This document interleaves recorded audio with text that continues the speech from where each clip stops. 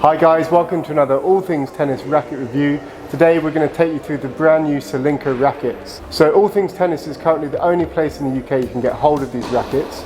We're going to do a review for you today on both the Whiteout model, which Liam is holding, and the Blackout model.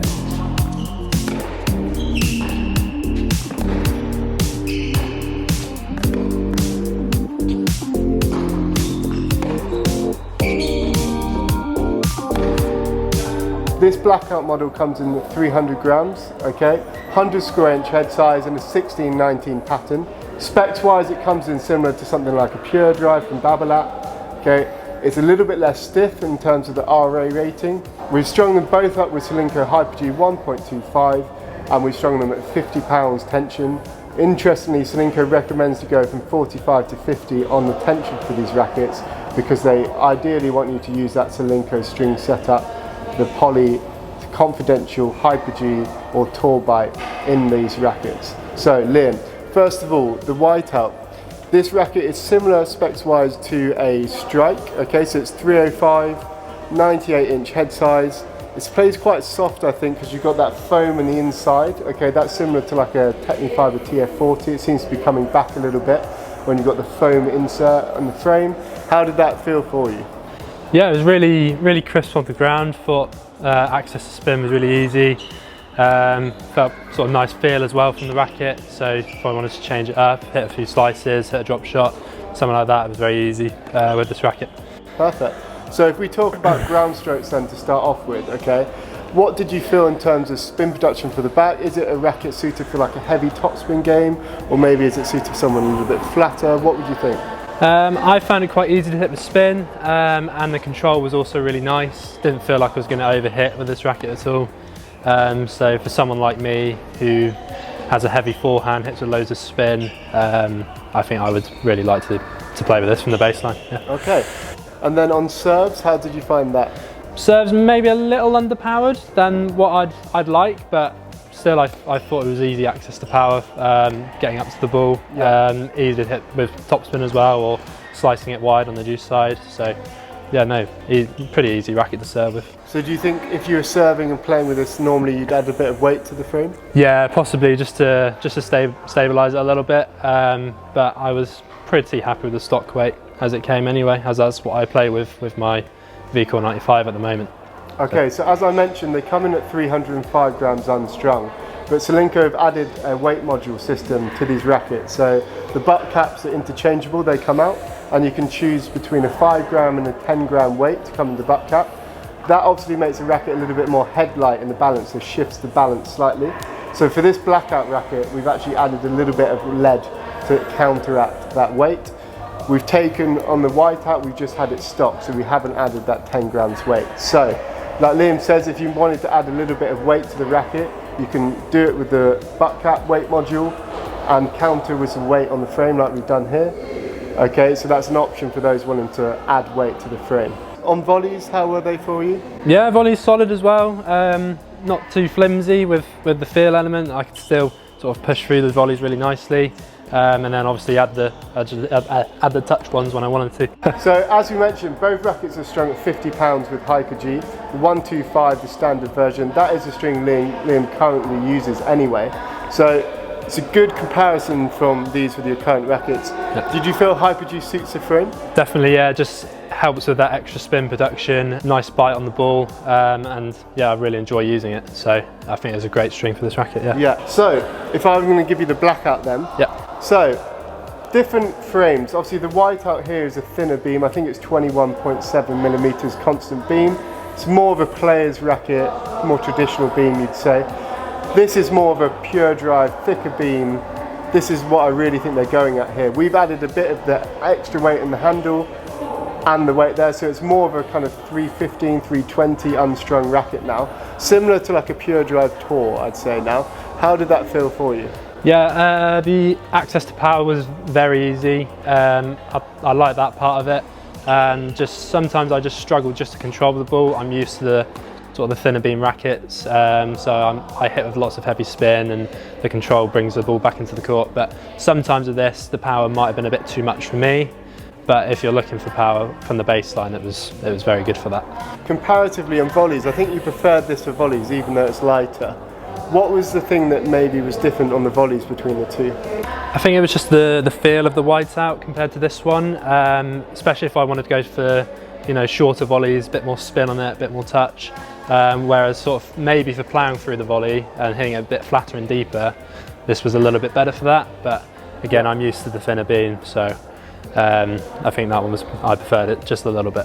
And in terms of serve, you mentioned extra power from the ground strokes. Was that prevalent on the serve with this racket? Yeah, really actually easy racket to serve with. The power's in the frame and it just helps to add a little bit more, and it was probably a little bit better power wise than the Whiteout.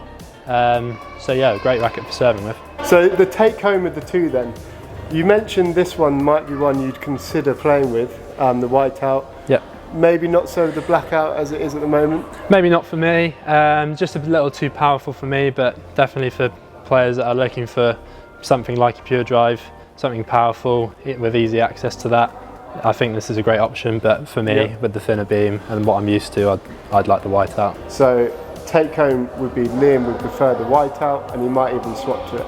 So I'm joined by Sahej here. Sahej plays futures level tennis. He's got an ATP doubles ranking, an ITF ranking for singles, and we're working with him in the future.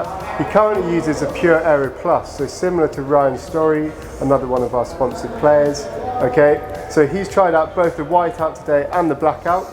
What was your kind of overall feeling of both rackets then? What would you say they're comparable to? Yeah, definitely solid rackets. Compare them to the Blackout. This Blackout is the Blackout Pure Drive. Very explosive, good power, good on the serve and volleys.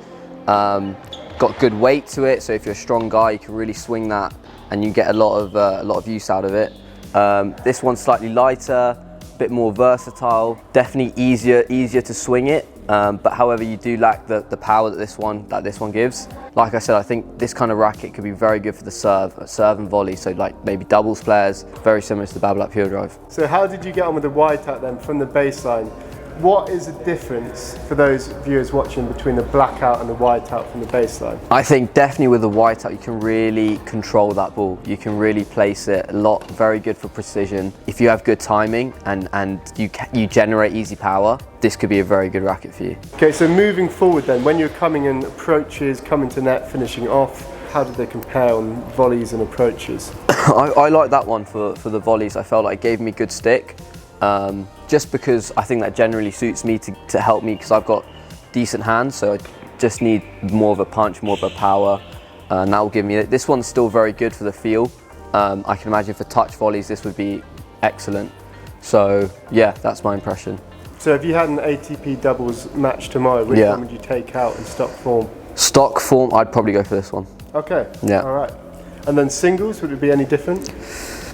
No, I think I'd stick with that one. Yeah, so you've obviously heard Liam prefers the Whiteout marginally over the Blackout. It suits his game a little bit more, that more traditional feel. It makes sense as well here that this would be the more preferable option because it's more similar to the Pure Aero Plus. Interesting, Ryan switched from the Pure Aero Plus because it was a bit too stiff.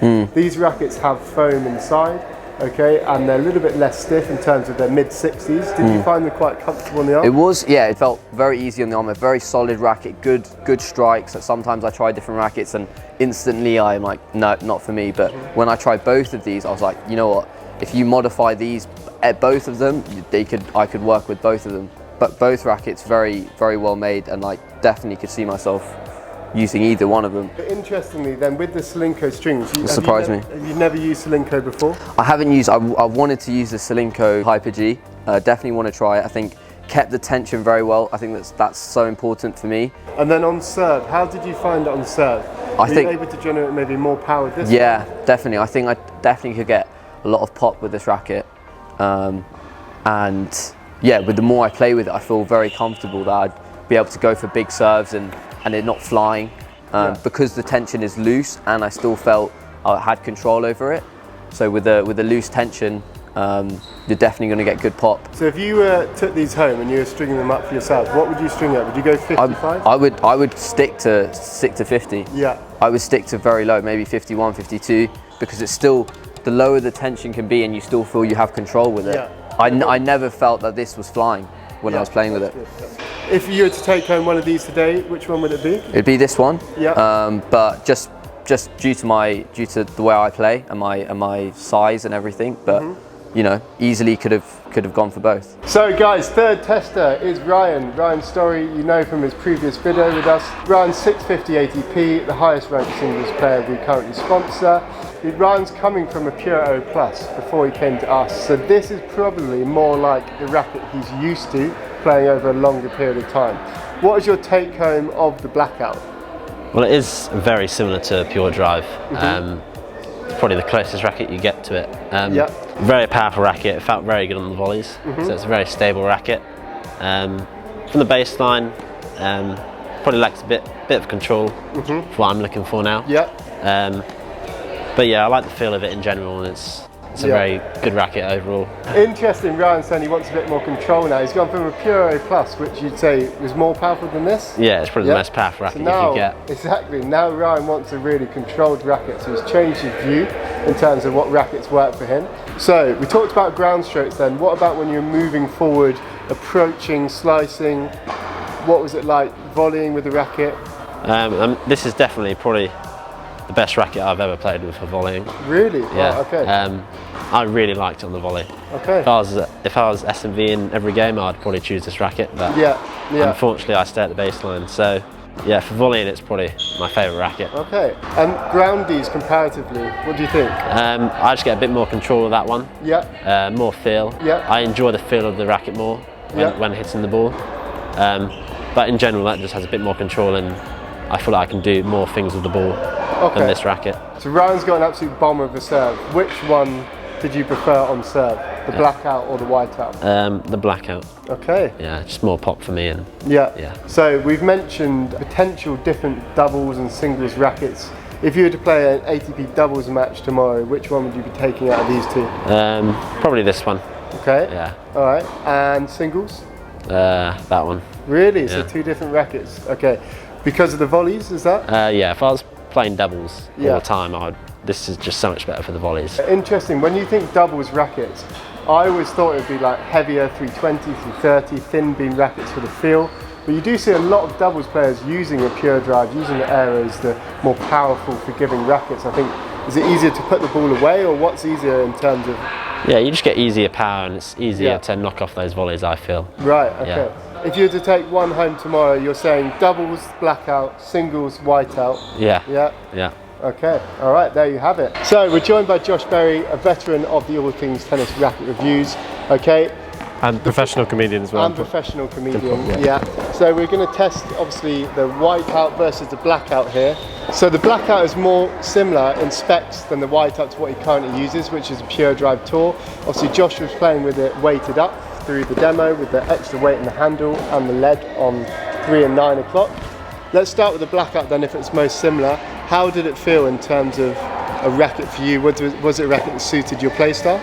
Yeah, I mean, it's pretty similar to the Pure Drive Tour from the back, I'd say, like reasonably stiff. It's not quite as stiff, so you're not getting quite as much power, but no, I liked it. I mean, it was good. It was a little bit less good at the net. I found I didn't love it on the volleys, but serving and from the back, it was, similar to the Pure Drive Tour.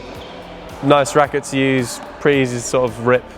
Spin from the back. So then in terms of volleys, what was it that wasn't translating for you in the volleys? I don't really, well, it was whatever, like that had a lot more control basically, so I felt like I could just hit much crisper volleys more consistently. Yeah. With this, they were just flying a bit more, I think. Yeah. And I think hitting touch was a bit trickier. Although actually it was all right, I think I hit some okay-ish touch shots, but I mean, it's pretty easy to play with this, it's not. But for me, like, because it's a bit less stiff than the Pure Drive Tour, like I prefer the stiffness of the Pure Drive Tour, so I would rather play with that, but I liked it. So Josh isn't someone that suffers from any tennis elbow, etc. So he gets to, stiffer rackets are stiff for a reason. They feel great when you're playing, the extra power, a bit more stable on impact. So maybe for racket, if you're looking for that kind of Pure Drive Tour feel, but you want something less stiff, would that be suitable? Yeah, if you're looking for something a bit more comfortable, I'd say it's probably a good choice for you. So this isn't a racket that you normally play with, right? It's a thin beam, similar specs-wise to a Strike 1619, which you tried before, wasn't really a racket you'd gravitate to. What did you like about it? The control aspect? Yeah, control was good. I mean, the volleys were nice, slicing was pretty good. from the back, it was not for me at all. Really, like trying to like come over the backhand and the forehand, it was not so great. But yeah, touch and volleys and everything was really nice. Yeah, that's what I say. I mean, I wouldn't play with that at all really, but yeah, it was very nice in the net. So there you have it. 4 testers, all very varied in terms of their views. You know, had someone saying the Blackout was the best racket they ever volleyed with, some saying the Whiteout's much better than a volley. Very varied, but we want to give you different opinions here at All Things Tennis. So that concludes the end of our Solinco Blackout and Whiteout review. Thanks for watching to the end of the video, and please like and subscribe to the channel. It helps us give you more content like this. For those who watch to the end of the video, use code YouTube10 and they'll give you 10% off the Whiteout and the Blackout frame. Thanks again. See you later.